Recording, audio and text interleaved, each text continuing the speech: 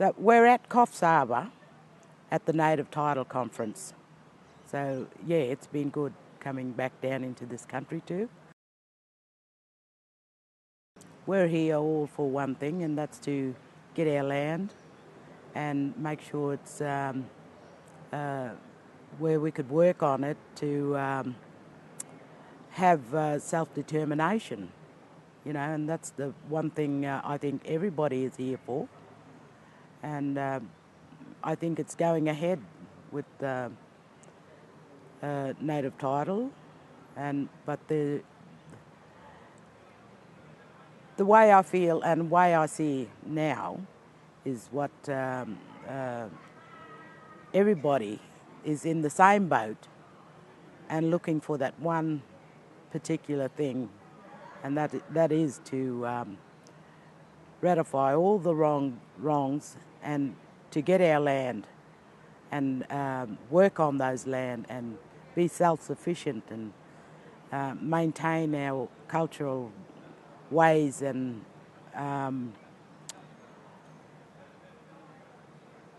like before, you know. Well, I've been coming to a number of these things for the last few years now, Leah, and you know, you see the same faces and meet, you know, the same people and that, and a lot of times the same topics are being discussed again, you know, and so it's good to network again and see where things are at with different issues that are raised each year, and you can sort of keep a bit of a track on how things are progressing. So that's good in the networking and that, but you know, you sometimes wonder sometimes whether we're making traction or whether we getting anywhere and that, and I think a lot of times the message and the issues are the same. It's just a change of leadership and a change of faces that take it forward sometimes, but and of course, having said that, there's the old faces that they're always there and that, but I think it's a very important gathering of people. You do get a sense of where we're going. When I come by, you know, there's a few interesting things on the agenda. The latest of what people is all about idea exchange. You know, some people just starting PBCs or things. There's others who are a lot more advanced.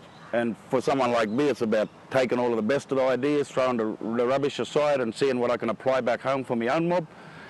I think it's important to have this once a year. Mainly for me, is to catch up with a lot of countrymen, do a lot of networking, and take some of the best ideas I hear here and put it in my own little way, how we can apply back home.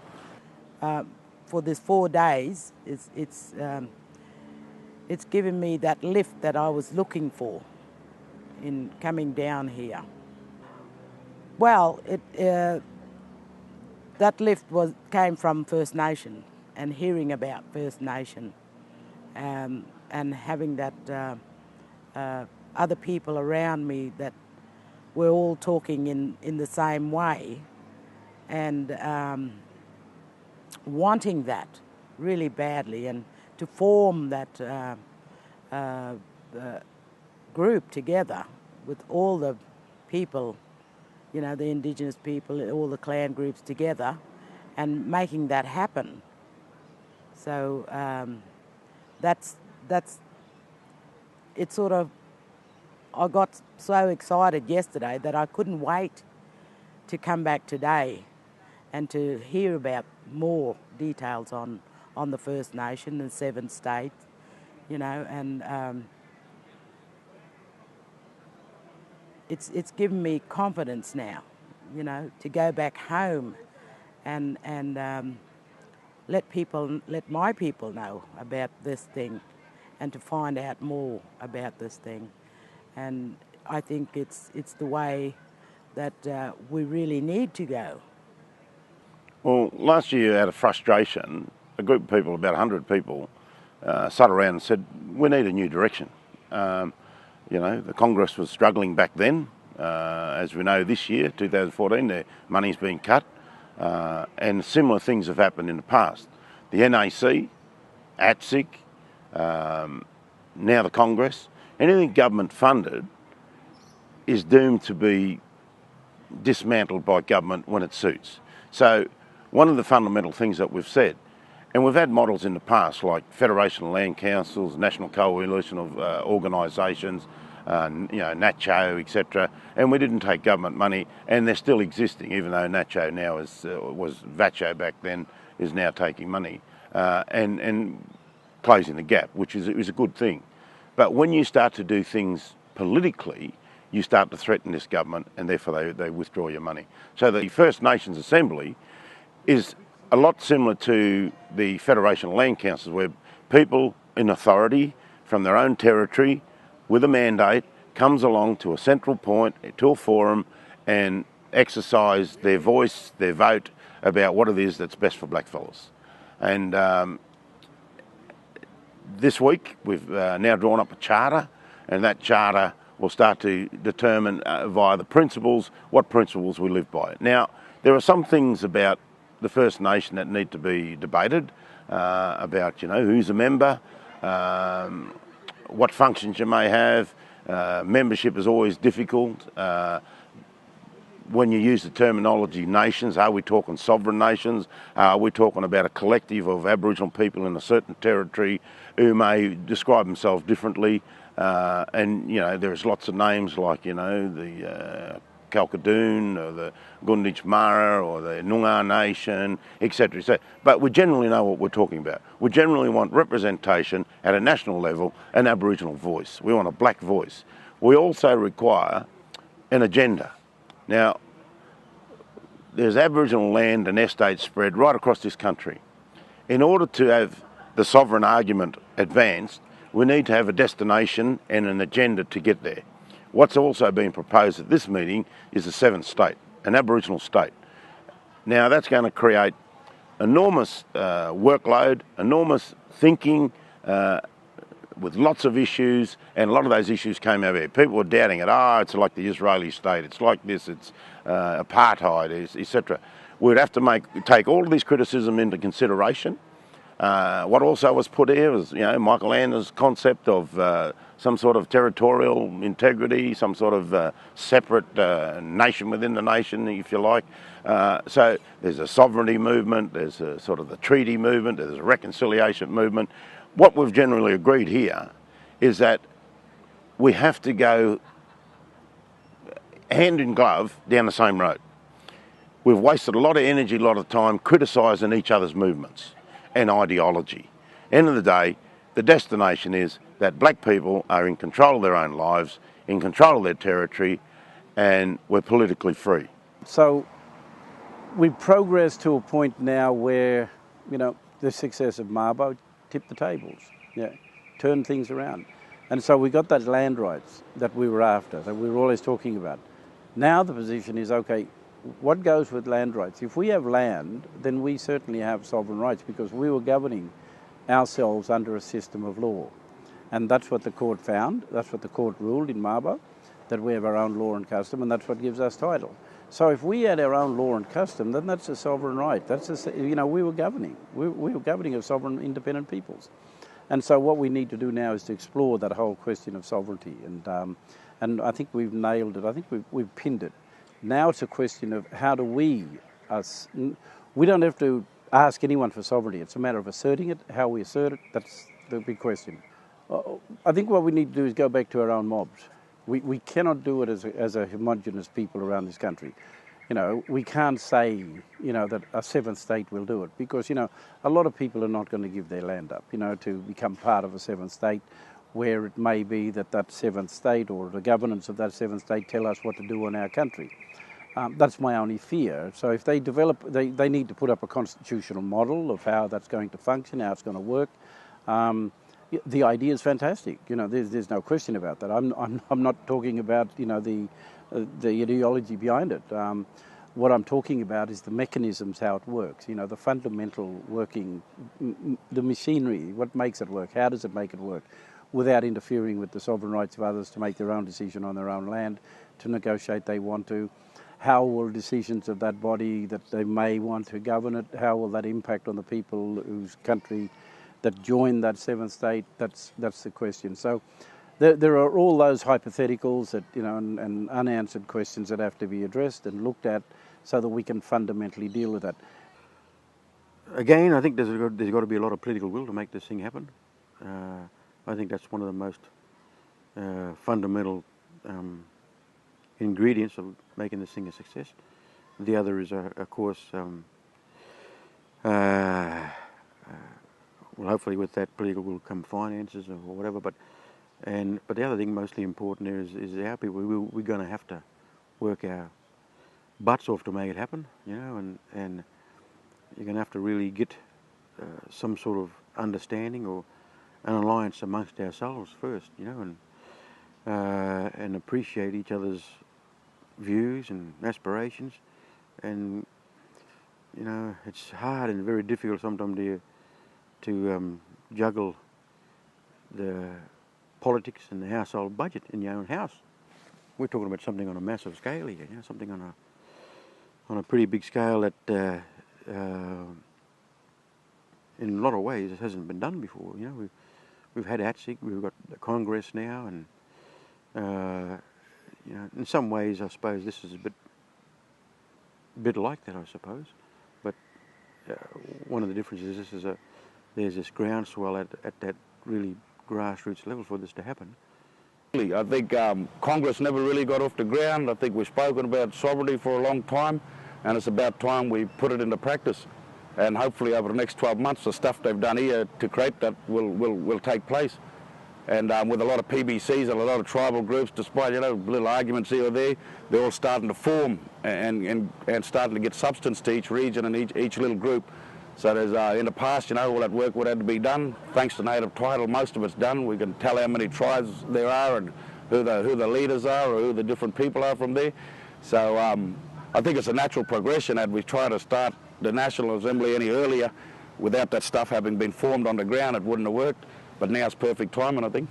Like I said, we've got a few ideas from different mobs, especially in WA mob. They're advanced in some ways. Just things their PBCs are doing. Particularly every PBC has a problem with income because the federal government, I think it's deliberate that they only fund 50,000 to every PBC because they want to keep them in a weak position so they're not able to exploit the opportunities out there now that they have native title. So alternative incomes is the main thing we're looking at, you know, and some PBCs have some really bloody unorthodox, thinking out of the box ideas that are producing incomes for them. And so that's some of the stuff we're going to take from here back home. We need to be liberated economically from the purse strings. You take out the Aboriginal industry, which is, you know, estimated between 20 billion to 70 billion. You take out that industry, more white people will suffer than black people. Aboriginal people have piggybacked in some ways on the back of the sort of the lefty movement or the conservatives or the right. You see what's happening in the territory of Alison Anderson and these people. You know, they're jumping from party to party politics. You know, we're being manipulated. At some point, we will have to have an Aboriginal representative in Parliament. That's the political reality. Under an Aboriginal seventh state, you could have from 1 to 12 senators nominated by the federal, you know, in agreements with the Commonwealth government, that you will become a sovereign state, part of the federation. Now, there's always been this fear about Aboriginal people wanting to be different and wanting to be, you know, sovereign in their own right and separate to the rest of Australia. Well, what we're talking about this time round is an inclusive state. It will be black people, white people. Black people will have control, of course. Black people will, you would assume, under this proposal, have customary law. The customary law elements would be legislated. It'd be written into our constitution. We would have, when people come onto mine, rather than just drive the trucks and having the sort of the trainee programs, we would be owning the mines. We would be owning the farms because, you know, there's a world food crisis. Aboriginal land would be a bankable document because it would be run by an Aboriginal state with all the certainties, with all the protections of our cultural values, our environmental values. But the political reality is, if we don't have a strong economic and a strong, powerful Aboriginal political voice, there's no future for Aboriginal people. So all those issues have been thrown around here this week. and they're new ideas. Some are old ideas rehashed. And I've got to say, and as you've seen that yesterday, you know, a couple hundred people stepped out of the official forum and wanted to sit around because they're so frustrated about how this native title debate is dividing them and how unscrupulous people are losing their sense of collective sharing and values. Like, you know, families are fighting families, including my own, about resources mainly. So, you know, there's also a task, I think, an immediate task as to how we mediate, how do we get, groups of Aboriginal people to assert our own authority in our own communities. Now, unless we start taking control of these things, no one's going to want to invest. No white organisation or mining company or Chinese mining company, etc., will want to invest in a situation which looks like turmoil, without the certainty of certain protections of, you know, regulations and authority. So there's a lot of good discussion going on here this week. It's very encouraging from an old campaigner. It's given us a little bit of lease of life, and you know, we still hear the problems coming through, but we're also seeing some very good solutions being identified in some of the workshops here. So it's been a very good, productive 2 or 3 days, and it's great to see, you know, a mix of the old radicals, if you like, the old conservatives with the new radicals and the new conservatives. What I've learned here in this session is stories about people, the problems and the problems they face. The problems they face is with the federal government and each state government and legislations. Let me say this is nothing new, all right? Native title to me is not extinguished. Native title has always been here. It's been here for 40,000 years. Now, to your viewers here, a generation is 25. And what I am with anybody with DNA bloodlines of the First Nations people, I'm 1 million generations. Current Australians that call this place home, you are about 8 or 9 Australian generations. But the thing is, what we want and what I want to get out of a lot of stuff here is prior recognition that this country belongs and still does in law to the First Nations descendants. Somewhere in this madness, we have to have the Australian people, and now there's 23 million of us, you people need to stop having a guilt complex. We're not kicking you out of the country. We just want prior recognition in the preamble and the Constitution. I'm not fauna or flora, nor is anybody else. My ancestry is one of the oldest in the world, and it's alive and well. What is needed also is the rewriting of the curriculum in education, which that encompasses the history of colonisation. There's nothing to be guilty of, it's just rewrite it. Because what it's based on is based on bullshit. Okay, lies, which has kept 2 countries in denial, England and Australia. Let's get things right for the rest of our generations to come. I think there needs to be a sea change in terms of how we describe what our issues are. I think it's been a little bit too much in the sorry space, and I think Pilger probably drags on that. It is a very emotive issue. There's no question that we have land. There is High Court determinations to say that you have exclusive possession. People don't quite know what that means. You hear people coming to this conference who are asking, well, I own that land and those houses are on our land, can we occupy them? Because some authority has told us via their regulations, the housing authority, probably with black board members, are saying we can't stay in those places. We have become so weakened by the oppressive nature of what's happened to us that we don't even want to assert ourselves. We are not confident enough to be able to challenge the system anymore, and I think that's where the new fire needs to be, you know. We have this great social media network now that sort of the information can get out to young people. But occasionally, you've got to get out of the armchair and you've got to be able to turn up to some of these places and voice your opinion and look people in the eye to make the difference. Now, that's how any other revolution in the world, a revolution of the mind's required. Action, you need to take the steps, and we need to have the plan. We've talked about the plan here, the Assembly of First Nations. We've talked about a seventh state. So there is now an agenda. There is no excuse for us looking back, and Pilger does a little bit of that, looking back. You have to look back to learn, but it's the action and the determination that's required.